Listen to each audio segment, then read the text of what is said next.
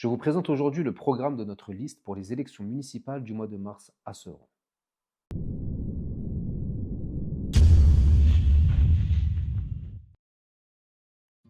Bonjour à tous. Dans le cadre des élections municipales, j'ai insisté sur la nécessité d'agir pour la justice à Sevran. Notre mobilisation doit faire cesser l'impunité pour que Sevran puisse se reconstruire par des personnes portées par des valeurs d'honnêteté, de sincérité et de probité. Nous avons une vision de reconstruction pour Sevran. Elle s'inscrit dans notre programme, fruit de l'alliance de nos intelligences qui sera mise en œuvre par la mutualisation de nos compétences, une fois que les Sevranais auront décidé de se débarrasser électoralement de leurs bourreaux. Attention au syndrome de Stockholm électoral, à propos duquel nous avions réalisé une vidéo en 2020. Je vous mets le lien en commentaire. Voici donc notre programme qui vous sera distribué en personne ou dans vos boîtes aux lettres. Préambule. Sevran a rendez-vous avec son histoire. Les 15 et 22 mars 2026, les Sevranaises et les Sevranais seront appelés à élire leur future équipe municipale pour les 7 prochaines années.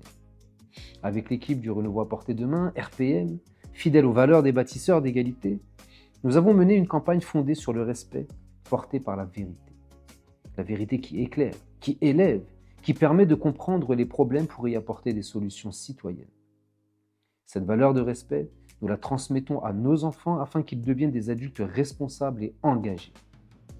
En réalité, un programme municipal ne peut se réaliser que si les finances d'une ville le permettent. Un projet est une destination. Encore faut-il que le véhicule du service public soit en état de rouler et dispose du carburant nécessaire pour y parvenir. À Sevran, ce carburant est siphonné année après année. Les finances publiques sont dilapidées, notre véhicule communal affaibli, parfois saboté, au point de compromettre l'avenir de notre ville.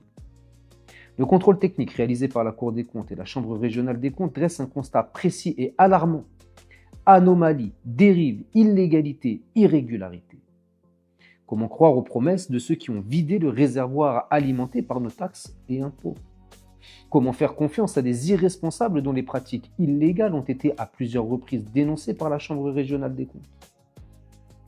Notre priorité absolue sera donc l'assainissement de nos finances publiques. Le programme que nous vous présentons est le fruit d'un travail collectif, issu de l'alliance de nos intelligences au service de l'intérêt général.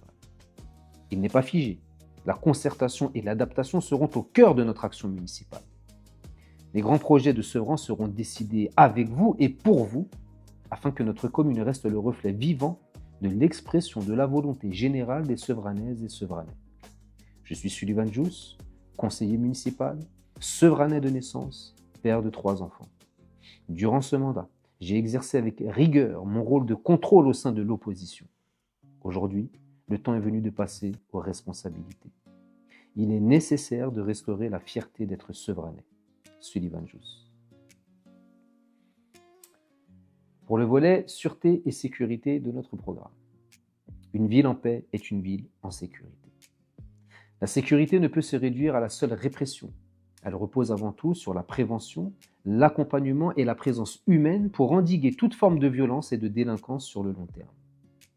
Nous remettrons en service le pôle médiation avec des éducateurs de rue, formés et capables d'intervenir auprès de tous les publics et dans tous les espaces. Leur mission sera de désamorcer les conflits, de recréer le dialogue et de prévenir les violences.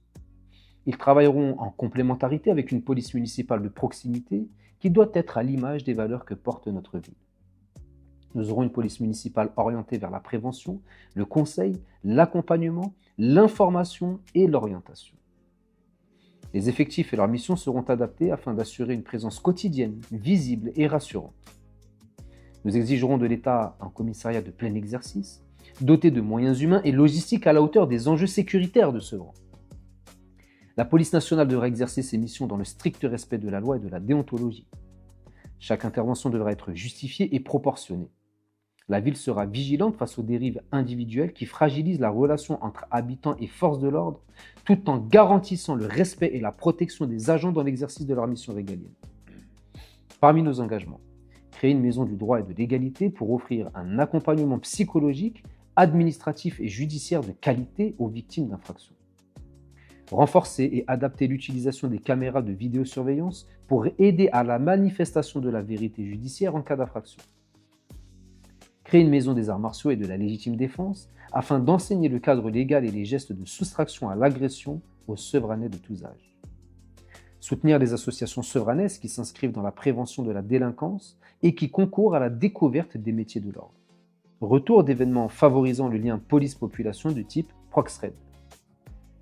Développer et moderniser l'éclairage public afin de sécuriser nos piétons en tout lieu, en priorité dans les zones de passage des travailleurs de nuit.